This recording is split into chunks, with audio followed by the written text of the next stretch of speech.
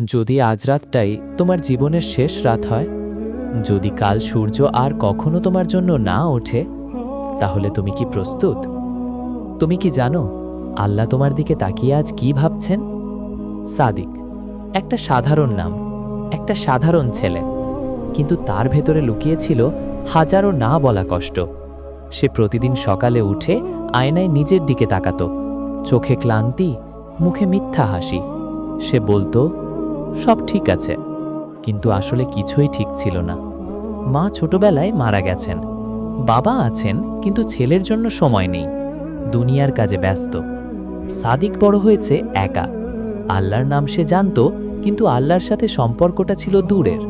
নামাজ পড়ত না, দোয়া করত না, হাসাহাসি, বন্ধু, মোবাইল, দুনিয়ার ব্যস্ততা, এই ছিল তার জীবন। সে ভাবত এখন তো যুবক, আল্লাহকে পরে ভাবা যাবে। এক রাতে সাদিক ছাদে বসেছিল, আকাশে চাঁদ, কিন্তু তার বুকের ভেতর অন্ধকার। সে হঠাৎ কেঁদে ফেলল, চোখের পানি পড়ে মাটিতে। সে বলল, আল্লাহ, তুমি আছো তো? আমি তো তোমাকে ডাকিনি অনেকদিন। বাতাস হালকা করে বয়ে গেল, চাঁদটা মেঘের আড়ালে গেল। সাদিক নিজের সাথে নিজেই কথা বলল, আমি কি খুব খারাপ মানুষ? আমি কি ক্ষমার যোগ্য না? কিন্তু সে আবার চুপ করে গেল। ফজরের আজান হচ্ছিল দূরে। আল্লাহু আকবার, আল্লাহু আকবার। আজান শুনে বুকটা কেঁপে উঠল, কিন্তু সে নামাজে দাঁড়ালো না। সে শুধু শুনল আর চোখ মুছল। পরদিন বিকেলে সাদিক একা হাঁটছিল। রাস্তায় এক বৃদ্ধ লোক বসেছিলেন। লোকটা সাদিককে দেখে বললেন, বাবা, একটু দাঁড়াও। সাদিক থামল। লোকটা বললেন, তোমার চোখে অনেক কষ্ট দেখি। সাদিক কিছু বলল না। লোকটা আবার বললেন, জানো বাবা, আল্লাহ যাকে ভালোবাসেন তাকেই কাঁদান। সাদিকের বুকটা কেঁপে উঠল। বৃদ্ধ বললেন, কাঁদতে পারা একটা নিয়ামত, কারণ কান্নার সময় আল্লাহ সবচেয়ে কাছে থাকেন। সাদিক চোখ নামিয়ে ফেলল। লোকটা বললেন, বাবা, দুনিয়া খুব ছোট, কিন্তু আখেরাত খুব বড়। এই কথা শুনে সাদিকের চোখ দিয়ে পানি পড়ল। সে বলল না কিছু, শুধু মাথা নিচু করে চলে গেল। রাতে সাদিক শুয়ে আছে, ঘুম আসছে না। বুকের ভেতর যুদ্ধ, একদিকে দুনিয়া, আরেকদিকে আল্লাহ। সে বলছে, কাল থেকে নামাজ পড়ব, কিন্তু আবার মনে হচ্ছে না, পরে। এই পরে শব্দটাই তার জীবনের সবচেয়ে বড় শত্রু। হঠাৎ মনে হলো, যদি পরে করার সময়টাই না পাই। সে উঠে বসল, হৃদয় ধুকধুক করছে। সে জানালার পাশে দাঁড়ালো, আকাশের দিকে তাকিয়ে বলল, আল্লাহ, আমি খুব খারাপ, কিন্তু তুমি তো অনেক ভালো।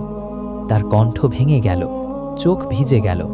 সাদিক সেজদায় পড়ে গেল, মাটিতে কপাল ঠেকিয়ে কাঁদতে কাঁদতে বলল, আল্লাহ, আমাকে ছেড়ে দিও না। ঠিক তখনই হঠাৎ ঘরে আলো ঝিলমিল করল।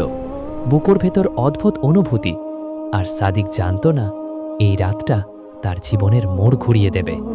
সাদিক তখনও সেজদায় পড়ে আছে, মাটিতে কপাল, চোখে পানি, কণ্ঠ কাঁপছে। তার বুকের ভেতর যেন পাহাড় ভেঙে পড়ছে। সে বলছে, আল্লাহ, আমি অনেক দূরে চলে গেছি, কিন্তু তুমি তো এখনো আমার কাছেই আছো। সে উঠল না, সে কাঁদতেই থাকল। তার কান্না ছিল শব্দহীন, কিন্তু আল্লাহর কাছে খুব জোরে পৌঁছাচ্ছিল। অনেকক্ষণ পরে সাদিক ধীরে ধীরে মাথা তুলল, চোখ লাল, হৃদয় হালকা। সে মনে মনে বলল, আজ থেকে আমি বদলাব। পরদিন ফজরের আজানে সাদিক ঘুম ভাঙল। আগে কখনো এমন হয়নি। আজান শুনে বুক কেঁপে উঠল। সে বিছানা থেকে উঠে বসল, মনের ভেতর দ্বন্দ্ব, নামাজ পড়ব নাকি আবার ঘুমাবো। হঠাৎ মনে পড়ল গতরাতের কান্না, সেজদার অশ্রু। সে ধীরে ধীরে অজু করতে গেল। পানি মুখে লাগতেই বুকটা ভারী হয়ে গেল। সে ফজরের নামাজে দাঁড়ালো, তাকবীর দিল, আল্লাহু আকবার। কণ্ঠ কাঁপছে। সে সূরা ফাতিহা পড়ছে, কিন্তু শব্দের চেয়ে চোখের পানি বেশি বের হচ্ছে। নামাজ শেষে সে বলল, আল্লাহ, আমাকে শক্ত করে ধরো। কয়েকদিন ঠিকঠাক যাচ্ছিল। সাদিক নামাজ পড়ছে, কোরআন ধরছে, আল্লাহকে ডাকছে, কিন্তু শয়তান চুপ করে বসে থাকে না। একদিন তার পুরনো বন্ধু ফোন করল, বলল, আরে সাদিক, তুই এখন আবার বেশি ধার্মিক হয়ে গেছিস নাকি? হাসাহাসি। আরেকজন বলল, আয় আজ আড্ডা দি আগের মতো। সাদিক চুপ। তার ভেতরে যুদ্ধ শুরু হলো, একদিকে আল্লাহ, একদিকে পুরনো জীবন। সে বলল, আজ না। বন্ধুরা হাসল। তুই বদলে গেছিস রে। ফোন কেটে গেল। সাদিক বিছানায় বসে পড়ল, বুক ভারী। সে বলল, আল্লাহ, আমি দুর্বল। একদিন হঠাৎ খবর এলো সাদিকের বাবা খুব অসুস্থ, হাসপাতালে ভর্তি। সাদিক দৌড়ে গেল। বাবাকে দেখে বুক ফেটে গেল। আগে কখনো বাবার জন্য এত কাঁদেনি। সে বাবার হাত ধরে বলল, আব্বা, আপনি আমাকে ছেড়ে যাবেন তো না? বাবা চোখ মেলে তাকালেন, কণ্ঠ দুর্বল। বললেন, সাদিক, আল্লাহকে ধরো। এই কথাটা সাদিকের বুকের ভেতর তীরের মতো ঢুকে গেল। বাবা ধীরে ধীরে ভালো হলো, কিন্তু সাদিকের ভিতরের পরীক্ষা শেষ হয়নি। বন্ধুরা আবার ডাকছে, পুরনো নেশা, পুরনো দুনিয়া হাতছানি দিচ্ছে। এক রাতে সাদিক জানালার পাশে দাঁড়িয়ে বলল, আল্লাহ, তুমি আমাকে এত কাছে এনেছ, আমি কি আবার দূরে চলে যাব? চোখে পানি। সে বলল, আমি চাই তোমার পথে থাকতে, কিন্তু আমি খুব দুর্বল। তার কান্না আবার শব্দহীন হয়ে গেল। ঠিক সেই রাতে সাদিক ঘুমিয়ে পড়ল। ঘুমের মধ্যে সে একটা অদ্ভুত স্বপ্ন দেখল। সে একটা অন্ধকার রাস্তায় হাঁটছে, চারদিকে কবর, নীরবতা, আর দূরে কেউ তাকে ডাকছে, সাদিক। সে ঘুরে তাকালো, কিন্তু কাউকে দেখতে পেল না। তার বুক ধুকধুক করছে। আর ঠিক তখনই স্বপ্নটা ভেঙে গেল। সাদিক ঘামে ভিজে উঠে বসল, বুক কাঁপছে। সে জানত না এই স্বপ্নটা তার জীবনের সবচেয়ে বড় বার্তা। আল্লাহর দিকে এক কদম গেলে শয়তান তোমাকে টানবে 10 কদম। সাদিক ঘামে ভিজে উঠে বসল, বুক ধুকধুক করছে। স্বপ্নের সেই কণ্ঠটা এখনো কানে বাজছে, সাদিক। ঘর অন্ধকার, চারপাশ নীরব। সে হাত তুলে বলল, আল্লাহ, এই স্বপ্নটা কি? চোখে পানি। সে আর ঘুমাতে পারল না। কয়েকদিন পর এক সন্ধ্যায় সাদিক রাস্তায় হাঁটছিল। হঠাৎ মাথা ঘুরল, চোখ অন্ধকার হয়ে এলো। সে পড়ে গেল। লোকজন ছুটে এলো, কেউ চিৎকার করছে, ডাক্তার ডাকো, ডাক্তার। হাসপাতালে নেওয়া হলো। ডাক্তার মাথা নাড়লেন, বললেন, কন্ডিশন ক্রিটিক্যাল। সাদিক বিছানায় শুয়ে আছে, চোখ হাত খোলা, চারপাশে শব্দ, কিন্তু সে যেন দূরে চলে যাচ্ছে। হঠাৎ তার কানে ভেসে এলো, সাদিক। এই সেই কণ্ঠ। সে চোখ মেলতে চাইল, কিন্তু পারল না। হঠাৎ সে নিজেকে শরীরের বাইরে দেখল, নিজের লাশ। নিজের মা কান্না করছে, বাবা চুপচাপ। সাদিক চিৎকার করতে চাইল, আমি এখানেই আছি, কিন্তু কেউ শুনল না। তার সামনে দুজন ভয়ঙ্কর অথচ নূরের মতো ফেরেশতা দাঁড়িয়ে। একজন বলল, চলো সাদিক। তার রূহ নিয়ে যাওয়া হলো। পৃথিবী দূরে চলে যাচ্ছে।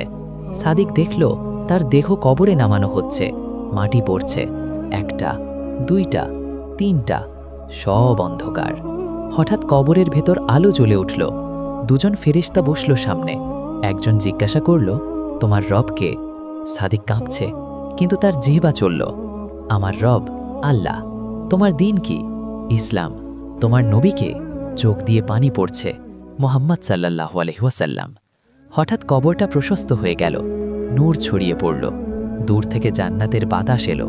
তারপর কিয়ামতের দিন, লক্ষ লক্ষ মানুষ। কেউ হাসছে না, কেউ কথা বলছে না, সবাই অপেক্ষায়। হঠাৎ আওয়াজ, সাদিক ইবনে, সামনে এসো। তার নাম ডাকছে। হৃদয় থরথর।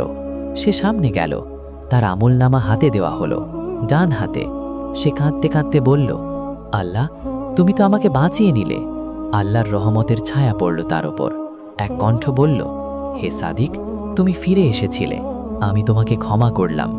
ফেরেশতারা বলল, চলো তোমার ঘরে। সাদিক হাঁটছে, তার সামনে জান্নাতের দরজা খুলছে, সবুজ আলো, শান্তি।